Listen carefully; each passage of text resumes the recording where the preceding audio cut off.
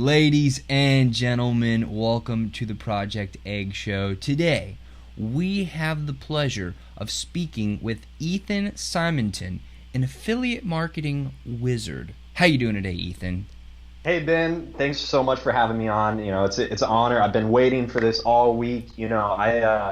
With what I work on, I don't really talk to people much. I don't get out much, and so even to talk to someone virtually, I'm super excited about this, and about business and entrepreneurship. Like, it doesn't get much better. Like, what else would I rather be doing on a Friday afternoon? And I'm not being sarcastic. So thanks so much for having me, man. Absolutely, man. The pleasure is all mine, and I totally agree with that. It's like my favorite thing to do in the whole wide world. So let's jump right in, man. Yep. What is your story? Yeah, for sure. So, I mean, I'm on a mission to like make my story the best story, like the greatest book ever written. And unfortunately, the first few chapters are, I'll be honest, not that exciting. And that's because like I grew up like a lot of people, and there's nothing wrong with that. And I'm certainly really, really grateful and fortunate for that.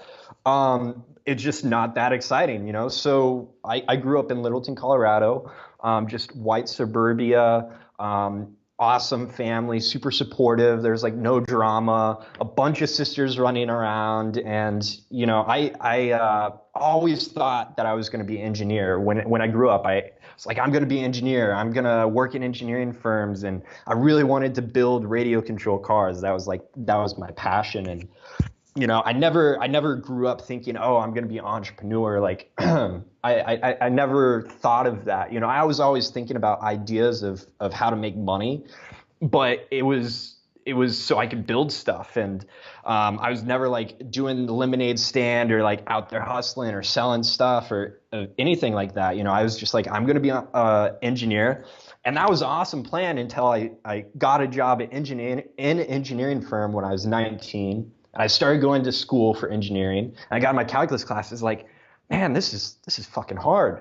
Like this is tough. And I would go to my job at the engineering firm, and they'd be like, hey, how's school going? It's like, man, this calculus, it's kicking my ass. And I'm like, that's funny. We haven't used calculus since college. And I was like, what the fuck? Like, I'm struggling every day to get through these calculus and these physics classes. And I go to work and talk to engineers, and they haven't used it. It's not practical. And I really got to see what engineers do on a daily basis, and got to see like the reality of it. And after about 5 or 6 years doing that, I was like, I can't do this. This just isn't for me. This isn't what I want to do. And that's when I started looking into, I dropped out of engineering school, switched majors to entrepreneurship, which was a big mistake, but it was a total bullshit degree. Why would you go to school for entrepreneurship when you can just do it yourself? And so anyway, I got my degree in social entrepreneurship. And so like social enterprises, Tom Shoes was a huge inspiration of mine. And once college got done, like all through up through college, and I was talking to my parents about crazy ideas of like traveling and living in a van and all this crazy stuff. Like, yeah, I don't want to work in an office, and I don't want to work in a cubicle. I want something more for my life, and I want to have a bigger impact, and all that kind of stuff. And they said, okay, well, that's awesome, Ethan, but like, get your degree, and then after college, then you can do what you want. And so I took full advantage of that. After college, I spent 1 year still in the engineering firm and lived the post-grad life, or basically had the nice BMW, had the nice apartment, had the cushy office job. I would go out and party on the weekends, and then go to work 40 hours a week, 50 hours a week. I had a like a blanket and a pillow in my desk just in case I had to spend the night, because I pulled some all-nighters a couple times. And after that, I started learning about minimalism and learning more about entrepreneurship, trying to figure out what I wanted to do, because I was miserable at my day job. And eventually, I just decided, hey, I'm gonna quit my office job, and I got a job working remotely. And I traveled the country for a year. So I lived in a different city, a different state every month for a year, worked on habits, worked on side hustles, did a vlog, all that kind of stuff. And after that, it was fun. But I wasn't getting anywhere with entrepreneurship and my side hustle and anything like that. And so I was like, man, I learned a lot about urgency, and I learned a lot on that trip. And I learned about myself is I needed a kick in the ass to get something done. And so I ended up saving up some money, quitting my job completely, and started living outside in a park so I could focus on entrepreneurship and focus on my make my business my full-time gig. And so that was about a little over a year ago. And the past year it's been a ride. But yeah, so I never thought I'd be an entrepreneur. I never thought I would get to this point. And here I am, and it's been a great ride so far. So many great stories, and I'm still not where I want to be, not even fucking close, but I have a lot of stories that I can share with you guys, and that a lot of failures. I fucked up a ton, and I don't want any of that to happen to your listeners. And so I have a lot of stuff about like what not to do, some stuff on what to do. Like I said, I'm not where I want to be, and I don't know as an entrepreneur if you ever get to that point. But hopefully, we can hash this out and provide some value, and hopefully prevent people from making some big fuck ups in entrepreneurship. Let's jump back to your childhood. I know you said it was kind of boring, that you lived in a suburbia style home. What was the conversation like? What was valued in your family as you were growing up? Yeah, for sure. So I mean, I had no idea like entrepreneurship was an option, and neither did my family, neither did my parents. Like, I had an uncle that tried to do it, and he ended up in some credit card debt, and it just didn't end up working out. And then he got a family, and so it was always like, hey, you're exactly like your uncle, but like it didn't work out for him, and so I never thought it was like a realistic option. Like I had no idea, and I remember growing up like thinking, oh, I'm never going to have a mansion. I'm never going to have a nice house. I'm never going to have a supercar, like any of that stuff. Like I didn't even think that was realistic. It was just like, hey, you're going to go to college, you're going to get your degree, you're going to get a nice job. And the goal is to have that job to be something that you enjoy doing. And then you'll retire when you're 65. It's what most people, are taught. And that's just the environment that I grew up with, and I'm grateful for the environment, but it definitely held me back a lot. But I didn't really even learn about entrepreneurship, until I started getting into college, and like, is it actually an option, and yeah, so that was sort of the mindset that I grew up with, was just like, hey, that's unrealistic. Like that happens to like the top 1% of people. Like that just doesn't happen to people. You can't, build a company and become a millionaire and like, drive awesome cars and make a huge impact and all that kind of stuff. Like, As you were growing up and you were in school, going through let's go to high school, right? Mm-hmm. What sort of person were you? Like, how did you spend your time? Yeah, for sure. So in high school, like I was in student leadership. I played soccer, so I played sports quite a bit. I ran track, I kicked for football. I had a girlfriend, and I was working at McDonald's. My first job was at McDonald's, and so I was pretty busy, like, and I was trying to get somewhat good grades in school so I could get into college, and so I just had my head down. I was like, okay, I gotta go to college because that's what people told me to do, and then so I got to get some good grades and also have some fun. And when I wasn't doing that stuff, my nerdy hobby was radio control cars, and I had this workshop in our basement, and I just tear shit apart and build things and build radio control cars, and that was my passion. That's what I love to do. and any money that I was getting was going into that, and or the girlfriend, because those tend to be sort of expensive, and it got to the point where my parents were like, they related my radio control cars to my girlfriend, because whenever something was going on with my relationships, I was like, oh man, at least I always got my radio control cars, they'll always be here for me. But yeah, so I worked hard, and it was really, McDonald's was an interesting experience because I always wanted to do things better there. Like, I was always like, why do we fucking do it this way? Like, why can't we do it this way? Isn't this better? Like, all that kind of stuff. And it was a fun job for a while, but it got really, really frustrating when it was like, hey, I got an idea. How about we do it this way? It's fucking McDonald's. They perfected this shit over the last, however long. So of course I got shut down. So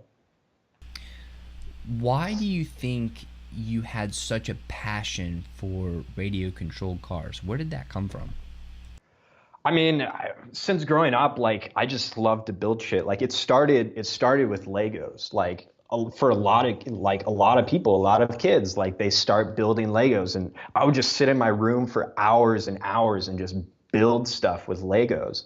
And, I would just, and it just sort of, as I grew up, it's sort of like some people move from like Legos to real cars, or, Legos to, motorcycles or something like that. I moved from Legos to RC cars, or some people move from Legos to video games, like whatever it is. But I just remember just being able to sit and just like focus for many hours, and then I would just look up, and then 3 hours would have gone by, and I hadn't had anything to eat in like, all day and all that kind of stuff. And I still strive to like get that kind of focus back that I had back then. But with radio control cars, it was just like, I like fast things. I like building stuff. They're easy to work on. I could be creative, and I got to the point where I would actually fabricate and design the RC cars myself. And then I would send them off to a magazine. They'd take pictures. I'd write the article and all that kind of stuff. So as you were going into college and choosing the right college for you, what was that decision-making process like? Yeah, for sure. So I wanted to go for engineering, so that it had to be engineering, like had to have an engineering program. I wanted to be mechanical so that I could do RC cars, but honestly, finances played like a huge role in it. My parents basically told me like, hey, look, we're not gonna help you pay for your first year, because if you pay for it yourself, then you're more likely not to like fuck around. And well, they didn't say that, they don't curse, but you're less likely to drop out and do poorly and all that kind of stuff if it's your own money. And so I got accepted to an engineering school, a university. I was like a couple weeks away from going to orientation, and then they sent me the bill, and it just like got real of like, hey, look, this is going to be $18,000 per year. And like, I had worked at McDonald's to try and save money, but like that's a lot of money. And so it's like, man, I'm going to have to go into debt my first year.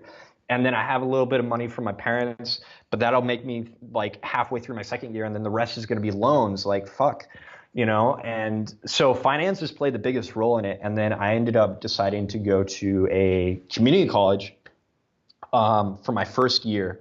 And it was like $18,000 or $1,800. Like, what are we gonna do here, Ethan? And so I picked the $1,800 and went to community college, and then after that, then I transferred to like a cheaper school, or a university, but it was a cheap university, and still lived at home. And then I worked at an engineering firm, so I could pay cash for my education. So I got out without any debt, which was great. But I didn't have like a good time. It wasn't fun. Like, I didn't have the college experience. I didn't meet anybody. Like, I don't have any friends from college, so that it was pretty much all financial, and it was all like being responsible and saving money and not getting into debt and all that kind of stuff. So Once you started working at that engineering firm, what was your view of self? I mean, did you think of yourself as an engineer, or as a student, or still as somebody who loves radio controlled cars? Like, how did you view yourself during that time period? Yeah, I mean, I thought I was hot shit. Like, I was working at McDonald's making minimum wage, and then all of a sudden I'm working in an office. I'm the fucking youngest kid there and making twice what I was making at McDonald's. And so, I was scared shitless because I didn't know what I was doing. I had no idea. Like, I had an in at the engineering firm, which I'm so grateful for, that helped me get that job. And I had no idea what I was doing. And I had to learn a lot of stuff on the job. Like, even in an interview, they'd say, "Hey, how much experience do you have with this?" Oh, like I'm still learning, but I know the basics and all that kind of stuff. When like I had been doing that for maybe a week or two, but I was able to get into the job and like learn stuff so quickly that nobody ever knew I didn't know what the fuck I was doing. And so I ended up like just working my ass off, and it ended up working out really great. But yeah, no, I was like all proud of like, hey, look, I got like, I work in an office, and I got a badge, and like I'm working with engineers, and I'm making good money, and like all that kind of stuff. And um, it's all relative, right? Compared to McDonald's, it was fucking awesome. You mentioned that along the way, you had been dabbling here and there in some other ways to make money on the side. Mhm. How did that timeline run parallel to what we've been talking about of like the more traditional path? Yeah, so I mean, I really started looking into side hustles like seriously. I mean, I had thoughts of like, hey, I could make this and sell this and do that like in middle school and early high school and throughout high school, but I was like, I don't have money, I can't make it work. And it wasn't until college when I started to really like read more books, look at YouTube, just like expand my horizons, that I started to look into side hustles. And then it got to the point where it was like I would, I didn't even really work on side hustles that much, even through college, even when I was studying entrepreneurship, because I was working at the engineering firm. I loaded up on classes so I could graduate early. So I didn't. So all of college studying entrepreneurship was exactly that, just studying entrepreneurship. So I didn't do shit during, even when I was studying it. It was like business plans and P&Ls and like let's think about ideas, but like I never actually really executed that much. Just because I was, I didn't know what to do, and I was scared, and I had it's awesome to think about it and not do anything about it. Like, it's awesome to have these dreams and think of an idea and not do anything. That's fucking easy. And so, and I didn't know what was possible and wasn't possible. And, so, and then when I finally when I got out of college, then that's when I started doing some side hustles. So I'd do my office job afterwards, then I would go and work on a side hustle. But that didn't work out for me. So it just wasn't a good fit for me. So, what were those things that you were working on after work? And then, how did you finally make the decision, all right, it's time, I'm going all in on my business, entrepreneurship's the way to go, let's rock Yeah. and roll? Yeah, for sure. So like the first thing I can remember was like Kindle publishing, right? So I had seen some guys, do Kindle publishing. And I saw that you had one of the guys on here, and I saw that. I was like, oh man, this is fucking awesome, because I can write a book. Well, fuck, I don't even have to write the book. I can get someone else to write the book for me, and then once we write the book, then people can buy it 10 years from now. I'll still make money. So that was like that was sort of the first side hustle thing I did. After a while, I didn't feel that great about it, because I was hiring someone to write a book, and they weren't an expert in the book, and the book was not like that great, but it was like, it's $3, like who gives a fuck, like, you know? but there's a lot of competition, and I'm not saying that that's how everybody does it. There's a lot of people that are like self-publishing that are doing like an awesome job and putting out great work. I just felt like I didn't have the ability to do that. I hated writing, so I didn't want to put out a book, and I didn't know anything, and so that was the first thing I tried. And then after that, when I was traveling, I started doing vlogging and like try and build a brand and an audience and all that kind of shit. And around my travels and around building habits and stuff like that. And then from there it's like, well, this isn't really taking off. Like, I have to produce content to rank in YouTube under like SEO if I ever want to get views. And like, no, if I'm going to make videos, I want to make my kind of videos and all that kind of shit. And so from there, I was going to start an engineering business and an online course for engineers of all the practical stuff that they actually need to learn that college doesn't teach them. I was going to hire engineers, film them, make this membership site, all of that kind of stuff. And then it was like, man, like, Ethan, look, and that was what I quit my job to do. I was like, okay, I'm going to quit my job. I haven't made any progress on my side hustles. I'm jumping from one to another. I'm not making any progress. Like, I'm not the kind of person that can make a side hustle like work. Like, I just can't do it. And when I was traveling, I had an experience where each month I worked on a new habit. And so when I was in New Orleans, it was gratitude, and I started doing experiments. And so I decided to sleep outside and be legitimately homeless for a weekend. Like, I took a knife and a camera. That was it. Clothes on my back. That was it. And I threw myself in there. I said, okay, you have to make some money because, oh, well, I forgot. So I did a 5-day fast before that. So I didn't eat for 5 days. I just drank water. And then I had some food on the 5th night. I like some fruit. And then the next day, then I went out homeless. So I was fucking starving. So I was like, man, you gotta figure out how to make some money. Otherwise, you're gonna be starving. And so when I was put in that situation with that kind of urgency, then it was like, okay, and I made it work. I started dancing on the street. I made a sign that said, dancing for food money. And within a few hours, I made $20-$30, which is more than like the guys just panhandling had made like ever, so ever in a day. And so I knew at that point, like I had to have urgency. I needed to have like a kick in the ass to get me going and to really focus. And so that's when I started looking at quitting my job.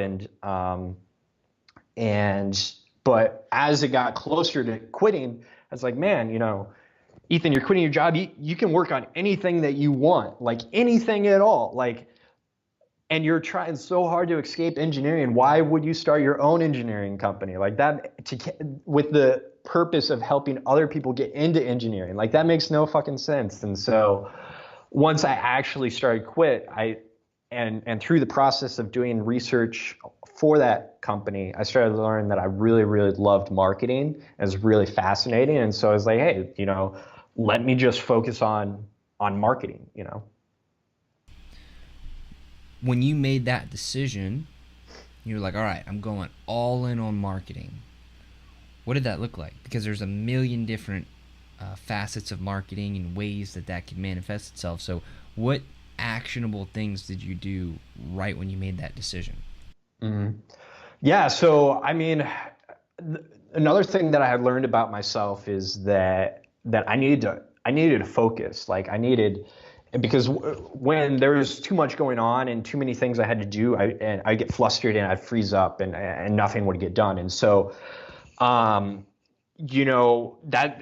at that point it was like, okay, well, I want to do marketing, but I don't want to take on clients because I had taken on clients as engineering and stuff like that, and it fucking sucks. I didn't want to trade my time for money. Because if I stopped working, then I couldn't make money. And so I started looking at ways of like, okay, how can I focus and how can I not trade my time for money? And throughout reading and studying and learning about entrepreneurship and just seeing stuff online, I started learning about affiliate marketing. And I was like, oh, well, this could be really great because I can focus only on the marketing part. I don't have to create a product. I don't have to worry about customer service. I don't have to talk to people. Like, all I got to do is market and sell a product that someone else has created, and that it's an awesome product. And so I was like, hey, I think that could be a really good way for me to learn marketing, is to only focus on the marketing part and let someone else worry about the other stuff. You know, and so then that's when I was like, okay, well, you know, so then it was like, okay, I'm going to do affiliate marketing. And then I had to figure out, you know, what am I going to sell, you know? And I was scrolling through Facebook one day, and you know, an ad came up for Russell Brunson's like affiliate boot camp. And it was all about selling Clickfunnels. And of course, he's a fucking amazing sales guy. And so he just sells you on the idea of selling Clickfunnels.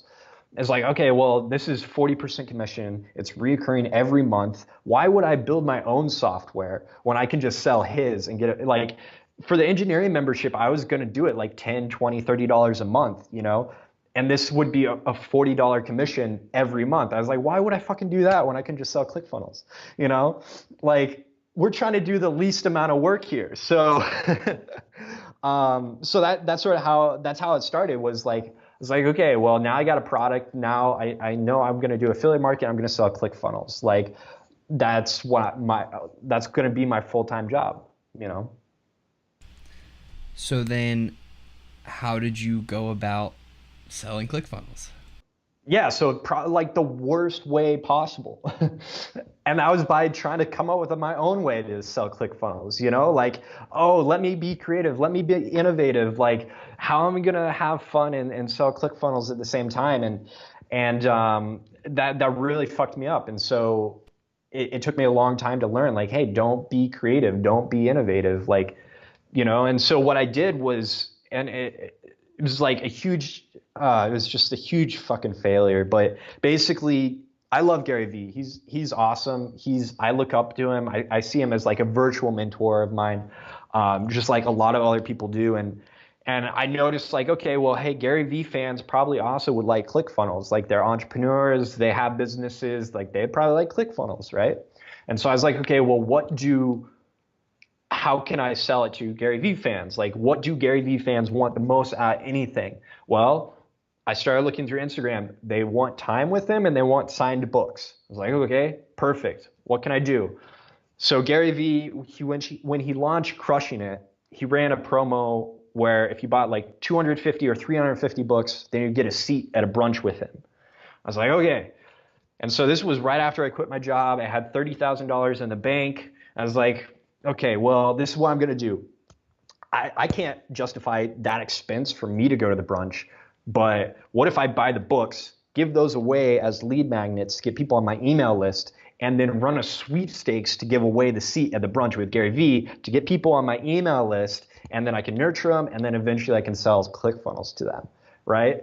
So I was like, oh man, this is, I'm going to get like 20, 30,000 people on my list, 40,000 people on my list, and I'm going to sell them Clickfunnels. Like, this is going to be awesome. I'll be helping out Gary Vee because, you know, like, I'll be buying his books and helping him get on the New York Times bestseller list. Like, I'll be giving people free books, which is fucking awesome, and like giving this awesome experience away. And like, I'll be making money because I'll be selling Clickfunnels. And what ended up happening was like 2,000 people got on my list, and I got a call from Gary's assistant one day saying, hey, we saw your sweepstakes. You need to shut the shit down. Like, you didn't talk to us about, why didn't you ask us about this? Like, this is not cool. You know, like, Gary's upset about this. Like, you're trying to monetize his audience and you didn't talk to us about it. And not only that, but like, some of your, like, it looks like you're representing VaynerMedia, like some of your ads and stuff, like, and your images and stuff like that uses like elements and colors that we use. Like, you need to shut this off. And so, you know, I was like, oh, fuck. So I shut it all down, and like, you know, fortunately I was able to work through it with them and like talk to them and like apologize and say, hey, look, like, I had no intentions of this. Like, I was thinking that you guys might be like a little annoyed about this, but you guys would appreciate the fact that I'm just hustling. Like, I'm just a hustler out there, like, trying to make things work, trying to help you. Like, I didn't mean anything about it. And ended up that like I ended up going to New York, going to VaynerMedia, apologizing to Gary in person, just like, hey man, like I respect you. I'm so sorry that I did this. Like I didn't know that it would have like I'm out living in a park. Like you're up in this like and you live a completely different life from me. Like I'm just trying to make some fucking money here, you know? I'm sorry. And anyway, it ended up good because like, you know, the winner got to go to the brunch. They had an amazing time. They never would have been able to do that otherwise. A bunch of people got free books. But ultimately I lost Gary's respect and I lost like a shit ton of money. Like the books themselves were like $7,000. Shipping was like $2,000. Like advertising was $3,000. Like it was a lot of money. And then nobody on my list bought ClickFunnels, maybe like 2 or 3 people. And that was it. So that was really, really bad mistake.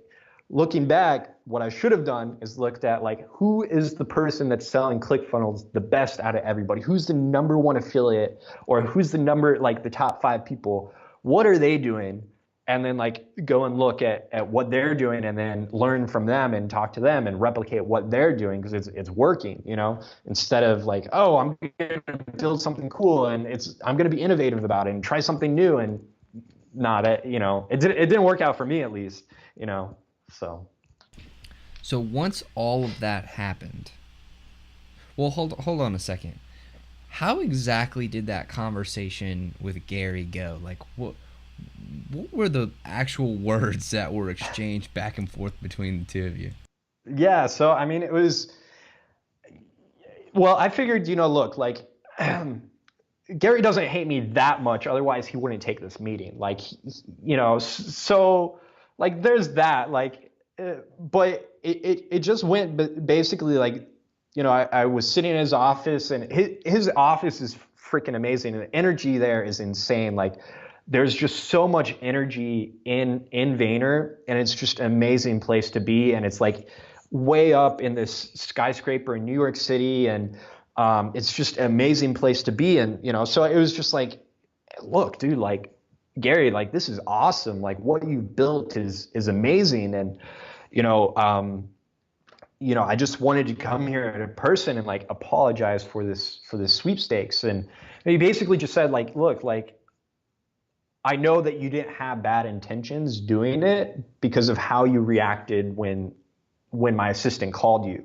Like after that, my assistant filled me in, like told me what's going on. And like, you know, so when you asked if you could come out, like, and I was like, hell yeah, I'll take this meeting, you know? So Gary was really cool about it. He was really understanding, you know, and we talked about like sleeping in the park and like I got some custom made t-shirts. He loves Macho Man. And so I got one that said Macho V on it. And I had like the sunglasses and all that kind of stuff. And so it was a super short like interaction and meeting with him.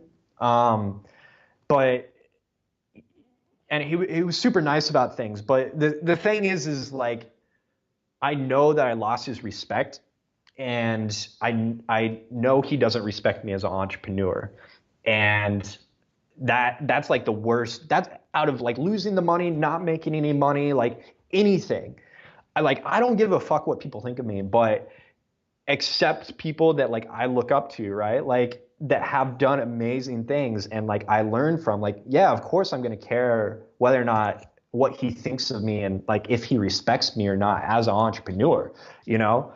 And so now even like I think about it all the time, like fuck, like I lost Gary's respect, like how am I going to earn it back? And it's like it's a silly thing, but it's actually like quite traumatic for me. As far as like what am I going to do to earn that respect back and like do things right, you know? So After that whole thing happened, what did you do? What was your next step? Yeah, so it was what I ended up doing was there's an entrepreneur named Gerard Adams, and he created Elite Daily with a couple business partners, and they sold it for like 50 million. After that, he was holding a contest to become his apprentice, and so what ended up happening, like right after I got the call from Gary Vee's assistant, like I just broke down, and I had to make a video for Gerard's contest. And so like I recorded a video, I made a video for that. I went up to LA. Gerard was holding a charity dinner. It was $1,000 per ticket. And I was like, okay, I'm going to take a chance. I think if I go to this charity dinner, I'll have a better chance of becoming his apprentice.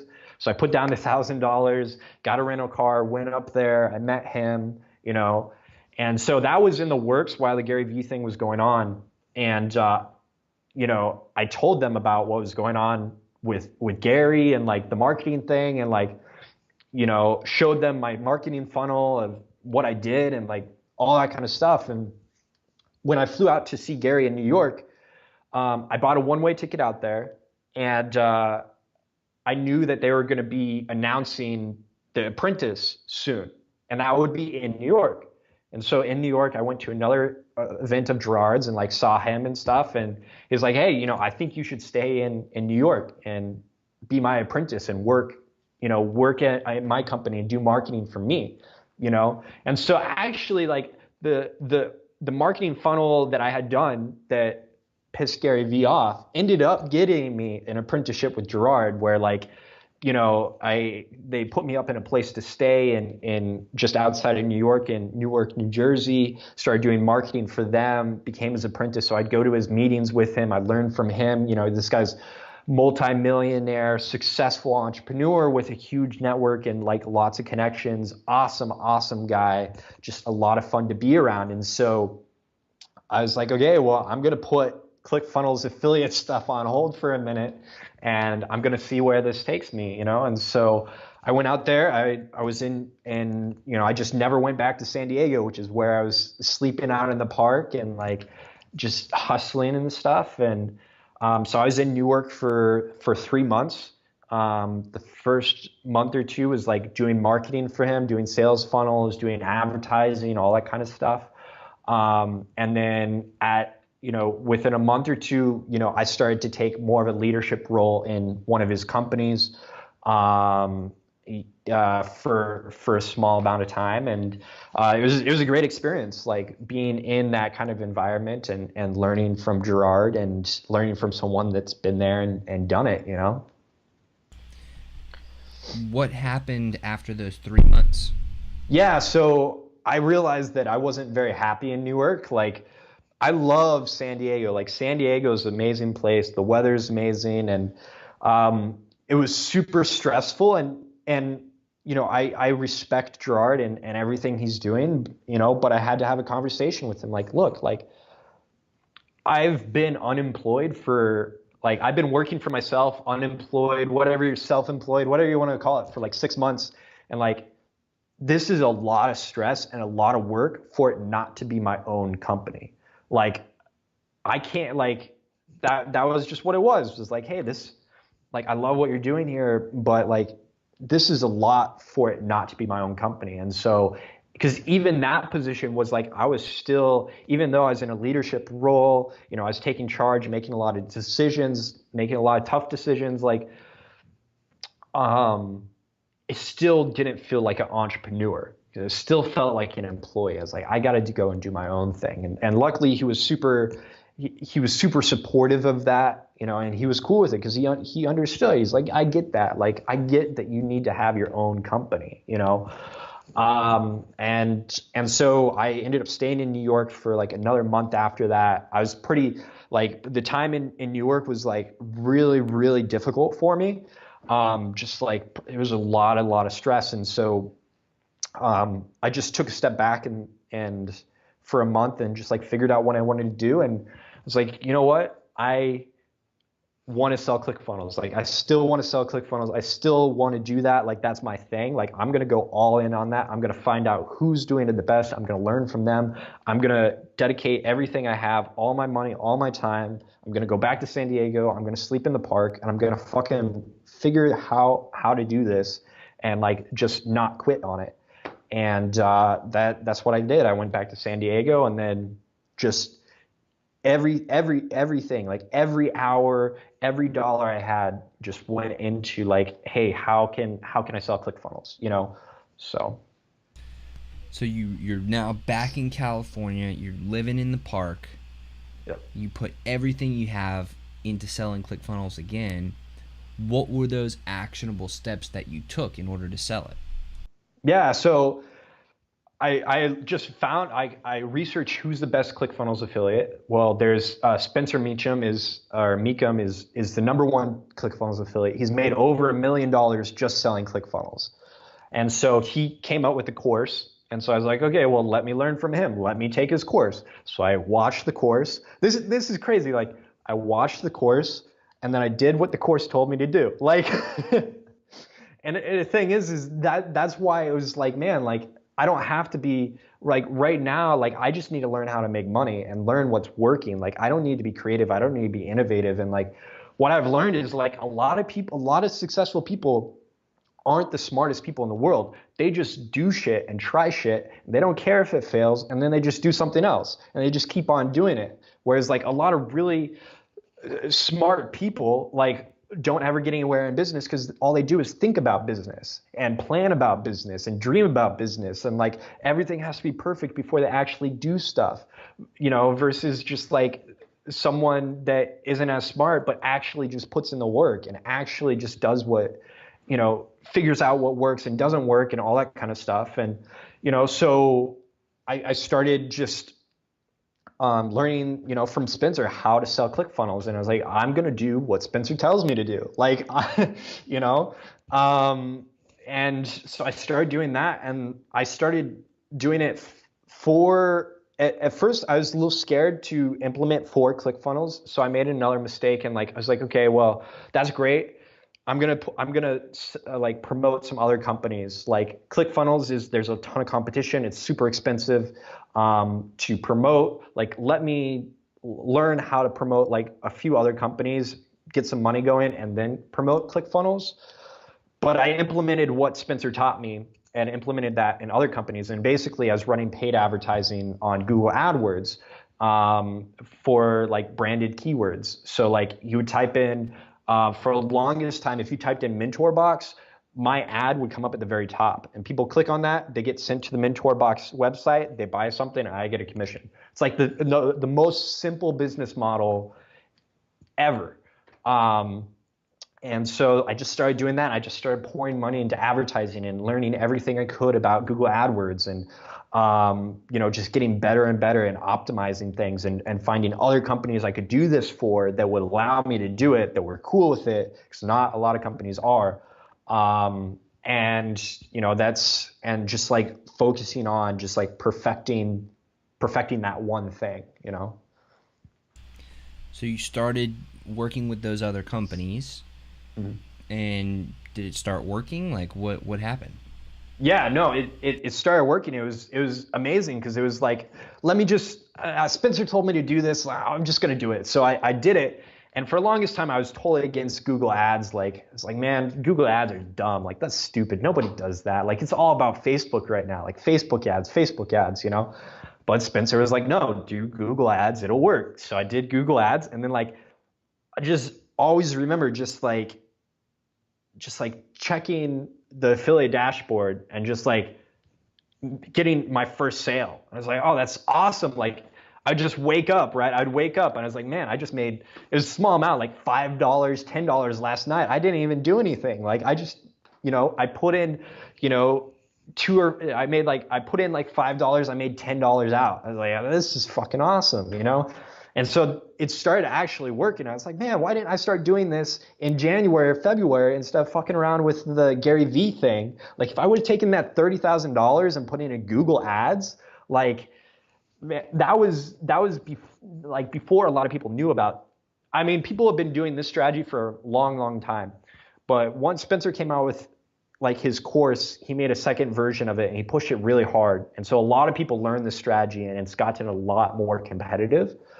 But yeah, I was like, man, like back in January, February, if I would have put the $30,000 in ads, like I'd be making probably $50,000, $60,000 a month right now. it's insane. So it started to work, and I was like, wow, like this actually works. Like I put money in, it makes me money. It's super simple, and yeah. So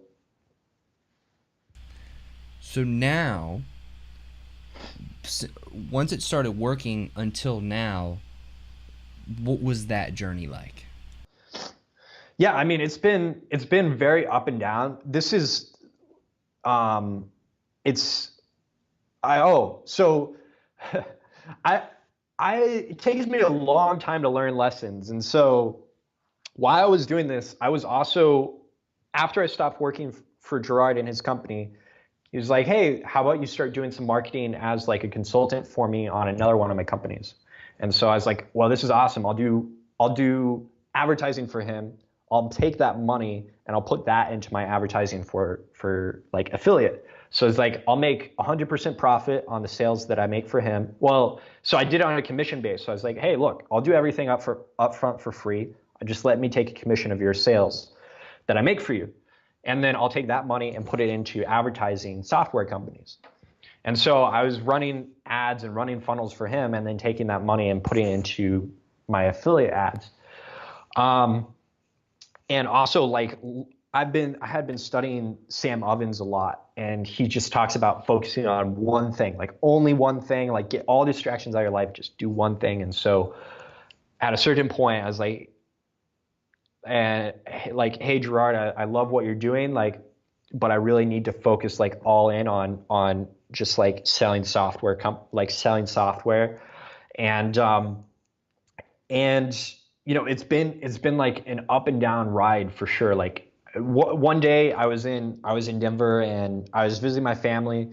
I hadn't slept in a bed for like months, and I was sleeping in bed, and like I woke up, I was like, oh, I'll turn my Google ads on. So I turn my Google ads on, I fall back asleep, and then I wake up like 2 hours later, and I ran up a $6,000 bill on Google.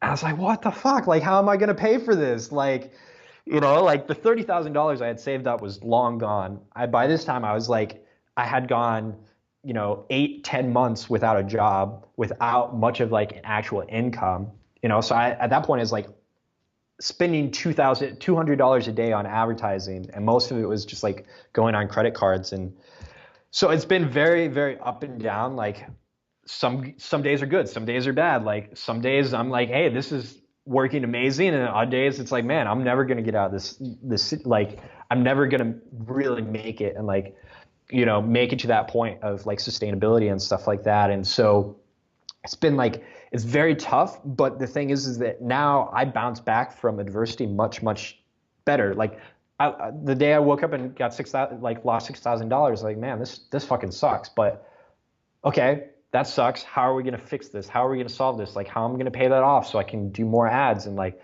all that kind of stuff? And,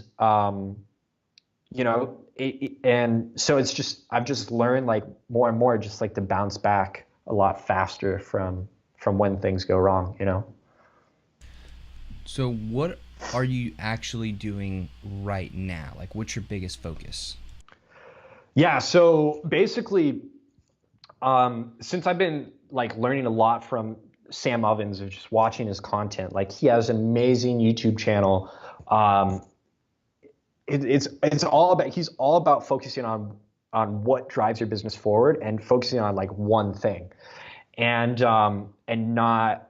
not doing multiple things, not focusing on multiple products, not doing multiple businesses, not doing all of the stuff that doesn't move your business forward. So I finally, after like a year, finally, like 60 hours a week, I sell Clickfunnels, and that's it. Right now, I only work, basically my rule is one traffic source, one funnel, one product, and one customer to a certain extent, and so, like one customer avatar, right? So basically 60 hours a week, I'm just working on perfecting my funnel to sell Clickfunnels. And so it's the ad that goes on Google, and it's optimizing that. And there's a lot of competition there.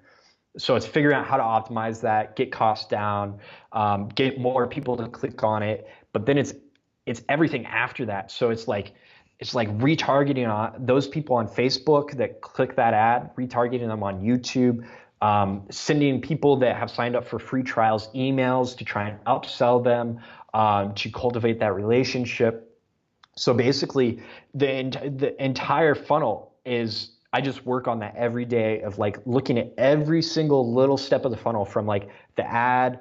There's some things I can't control because it's Clickfunnels, but everything that I can control, I look at how can I make this better? How can I optimize it? How can I systemize it so that I don't have to do it? That like scripts and programs and Google Sheets do this for me, so I don't have to be like constantly watching my ads all day, every day. And so right now, it's really, really actually, it's a lot of fun. But when I tell anybody about it, it's super boring because it's like, oh, like you're selling ClickFunnels. Like, wow, you're a loser because you don't actually have your own product. Like, you're not actually solving a need. Like, what's the problem that you're solving? Like, what's the impact that you're making? Like, oh, you're not doing like Instagram or Facebook or like webinars or I'm like, no, I'm perfecting one funnel right now and doing everything to perfect that one thing. And then once I get to a certain point, then it's like, okay, now I'm going to move on to Facebook ads and perfect that. And then I'm going to move on to YouTube and perfect that. And then, then I'm going to start promoting other companies and like, just like very, very narrow focus. And it's not exciting a lot of the time, but, it's like my mission is to become like the #1 ClickFunnels affiliate and to master it, and I look at it as, a lot of people look at affiliate marketing as like they're basically like an influencer and they're selling a product to their audience or the community. I look at it as I'm an advertising agency in a way, and my client is ClickFunnels. So my job is to sell ClickFunnels to people as like for ClickFunnels, right? So it's like I'm a consultant for them. So it's a little bit different way of looking at affiliate marketing. And it's a lot different, and as opposed to like, hey, I'm going to build an audience of people that trust me and like me, and then I'm going to sell them different products that I like and stuff. This is much more like fucking, or there's some kind of TV show about like an advertising agency that I'm trying to remember the name of it, but it's more like that. Like, it's just a different business model of like advertising, So, and I don't mean to be too direct here, but how's it been going? Like, you've been working on this funnel and perfecting this funnel. Like, what sort of results? Yeah, of course. Yeah. So like I've gotten up to, I think my best month has been about 8,000. So I'm almost to the point where I get it to 6 figures.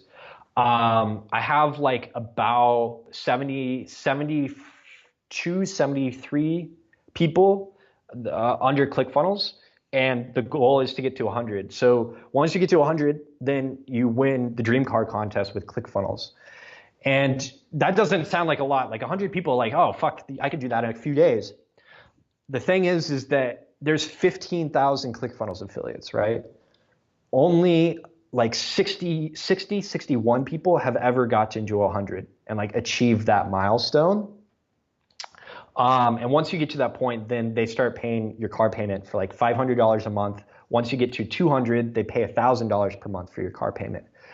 So when I used to be advertising like 4 different companies, and between those 4 companies, I was making $8,000-9,000 a month. I cut away some of those companies, and now I only sell ClickFunnels, and so I've had to take a step back in revenue. But within the past 2 or 3 months, I've gotten it from 0 to almost 4,000 a month. And that's like, the thing is that that's not easy money. Like, and people don't quite understand that. Like, you can go out and do an advertising agency and take on clients, and you can make 10K a month within a couple months, like, because you can sell them a $1,000 or $2,000 per month, retainer, and get a bunch of local clients. And that's a really fast way to get revenue, but you're trading your time and you have to deal with clients. Like, basically the only way that you can scale that is take on more clients and hire more people to do the work for you, or just that's the only way to scale it. And so it's one of those things where, yeah, you can make a lot of money up front doing something like that. Whereas like this is $3,000 or $4,000 recurring without me really doing much. Like, my advertising is running, people are going through the funnel. I'm automating every single step of it. So when I need to make more money, I just turn on the funnel, so I don't, my one thing is detaching time from the money. So affiliate marketing is actually, in this way, is really, really difficult, because there's a lot of competition and you're not trading your time for money. But like I said, I'm nowhere near where I want to be. But it's like a snowball effect, and it just takes time. Like, I've been trying to like learn that more and more for myself. Like, this is just going to take it's going to take time. And I don't think a lot of people realize that, like, about any kind of business, is that it takes a lot longer than people like think it will or think it should, So yeah, I mean, right now I'm spending like $3,000 a month on advertising, and just increasing that every month. I was spending $6,000 and I was like, wow, I can't sustain this. Like, I'm going to crash and burn. So I was like, okay, because I was trying to do it too quick. And so I was like, okay, I got to step this down. I have to be more responsible at this. Like, let me spend less money and like scale this, like, much slower. So Spencer, the number one ClickFunnels affiliate, he scaled up to like 100,000 per month within about a year, or 18 months. So it's like, I'm willing to wait that long, and to put in the work and make this work. It's an investment. So without sharing anything that's sensitive information, can you talk about what that funnel actually looks like and how you go about tweaking those different parts? Yeah, so I basically have a flow chart, like, that once I determine, like, okay, I'm only going to focus on ClickFunnels. I'm only going to focus on, right now, like, Google Ads as my traffic source. I'm only going to focus on this funnel. I basically put every single step of the funnel into like a flow chart. It's like, okay, this is what the ad looks like. This is what the landing page looks like. This is like the process. These are the ClickFunnels pages. This is like ClickFunnels email sequence. This is like my email sequence.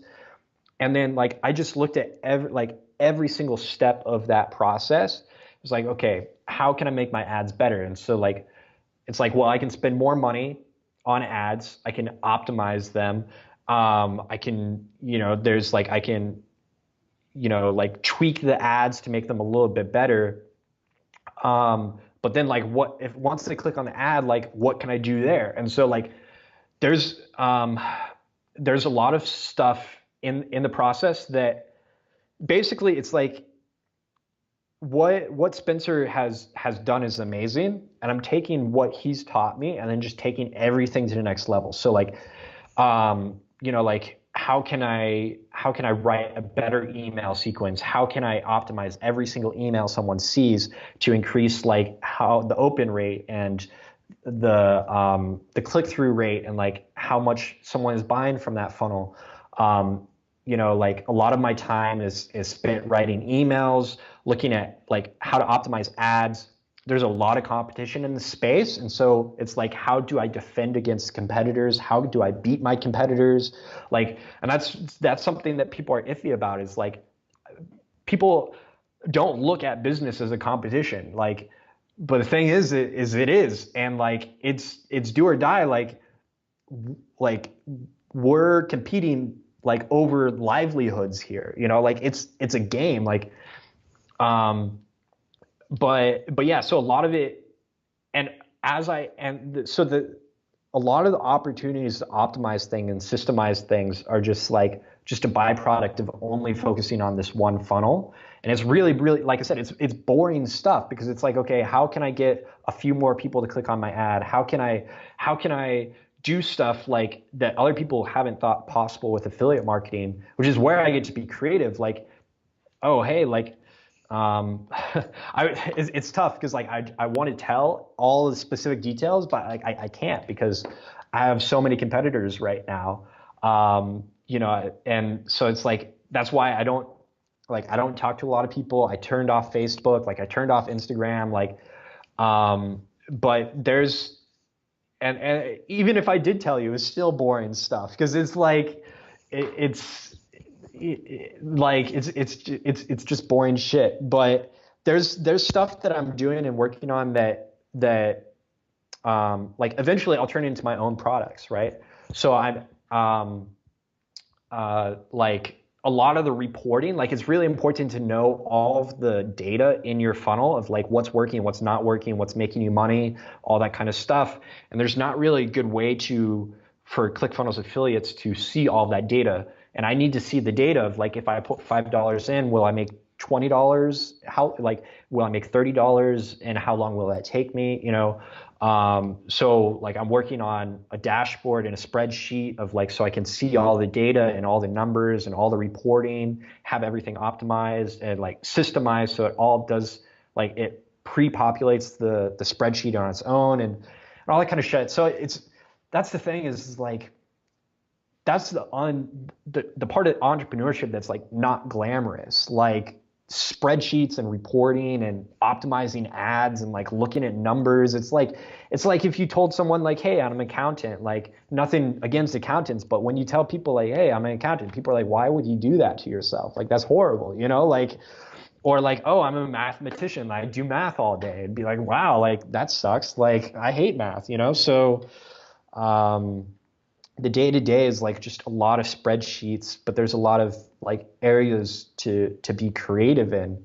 But specifically what I can tell you is I'm working a lot on retargeting. So anybody that clicks on my ad, I'm building an audience in Facebook and in Google. So then I can send Facebook traffic to them, or Facebook ads. I can send YouTube ads to them and retarget them that way. And not only that, is I'm building audiences in Facebook that are people like the people like that. Those are really warm leads because they're searching ClickFunnels in Google, right? So then I can retarget them. But I'm also building like audiences of people like that in Facebook as well. So then I can run Facebook advertising, YouTube advertising, and so not everything's just on Google. So that, like, I'm super, super excited about that. And that's not something that most affiliates have learned how to do, in the circumstance, and with this very specific kind of marketing technique, so, that's been a huge thing. That's awesome, Ethan. Well, hey, I really do appreciate you, you coming on the show and sharing your story and sharing all of that information, and I'm very, very grateful for the time that we've been able to share together. So yeah, I really appreciate it, man. Yeah, no problem, man. I really appreciate it. Thanks for having me on, man. Yeah, absolutely. So do you wanna wrap us up real quick? Yeah, I mean, I guess like a lot of this has just been about like me and my story, and as far as like key takeaways from all of this, if I had to like put it into like, you should do this or you shouldn't do that, or like what to look at or what's important, like one of the things is like what's really important is just like being self-aware and learning about yourself and like what's best for you, because nobody fucking knows what's best for you, and you don't even know what's best for you, until you actually do that work. And you still won't know what's best for you until you actually just go out there and do stuff and fail and learn from other people and learn from your mistakes and lose money and lose time and all that kind of stuff. And so self-awareness has been a huge thing for me. So that's one thing.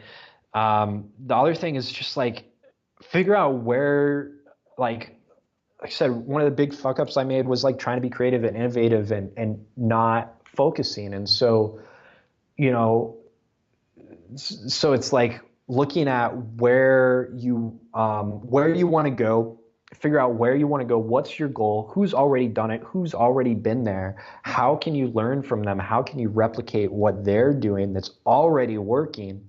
And then once you already have that working, then you can start to be creative and innovative with stuff and try new things. And then you can start another business where you're doing something more innovative and fun and like changing the world once you have some money, you know? So cutting out distractions has been super, super helpful for me. So I've deleted Facebook off my phone. I've deleted Instagram off my phone. I shut my phone off during the day anymore. And I try not to go on Facebook during like working time. And then just also really just like focusing on just like one business, one product, just like really zoning in and like being really disciplined on working on one thing. And so for me, it's, you know, just self-awareness, you know, focus, just a bunch of cliche things, you know, and, you know, just getting back up once you're knocked down and, you know, just not caring what other people think and willing to do stuff that other people aren't willing to do and make sacrifices that other people aren't willing to make. And, you know, just doing whatever you have to do to make it work. Like 9 out of 10 businesses fail, you know, I think that's the stat. Well, the way I look at it is, well, fine. Well, I just have to do 10 businesses and like one will succeed eventually, you know? So, but yeah, no, it's been a journey and for anybody out there that's like trying to figure out what to do with entrepreneurship or dabbling in it, or, you know, I think you just really got to go out and just got to do stuff and try stuff and learn from other people and learn by doing and figure out what's best for you by actually doing it and not listening to people that say that that's not possible or that's, you shouldn't be working on that, or like, you know, who cares? Like maybe it's the best thing for you, you know? And so, but yeah, so it's been a lot about focus and just a lot about like putting in the grind and not getting distracted and just putting your head down and doing the work, you know? That's awesome. Well, Ethan, again, I want to thank you so much for coming on the interview. I really appreciate your time. To everybody who's listening, I want to thank you all so much for supporting the show and for watching and listening. Y'all are the reason that I do this, so I want to thank you so much. Yeah, so you wanna give us like a few parting words, and we'll wrap it on up. Yeah, I mean, I'd say like, look, like the biggest thing that I see that's going on is people dabbling and people having like shiny object syndrome. And so I really think like if you're out there like and you're working on a business and you're working on a few different things, a few different products, you don't really know like who your customer is, like I would say just pick the one thing that you really want to do the most out of everything, or that's been getting you results, and just like focus on that one thing. And if you're someone that's like has a job and you're trying to do something on the side, like I would say like really think about whether or not a side hustle is the right thing for you. Like if you can make it work, or if you have to be more aggressive and you got to take some bigger risks to get out of that situation. And not saying that you have to go like sleep in a park and do all of that, but like just really like think about and just try new things and have that courage to try it and to do it, and like figure out what's best for you and not listen to people. Like don't listen to people or have people in your life that tell you you can't do something. Like, you know, just cut them out of your life, cut the distractions out, cut the negativity out, like, and just do what you want to do, like, and have that courage to do things that other people aren't willing to do. So ultimately entrepreneurship is like amazing. It's not for everybody, but if if you're going to do it, just go all in. Like, just go all in. If you feel like that's the best route for you, like, you just got to know yourself and have the courage to go after it, and do it your way. Like, you don't have to do it anybody else's way except your way. That's the amazing part about entrepreneurship. Like, if you don't want to do something, don't fucking do it. Like, figure out a different way to do it that's your way, that works for you, or have someone else do it. Like, just just do it your way. So, well, everybody, thank you again so much for listening. This has been Project Egg, where we interview entrepreneurs so that you can build your business, create your dream life, so that we can all live in a better world together. Thank you so much and have a great day.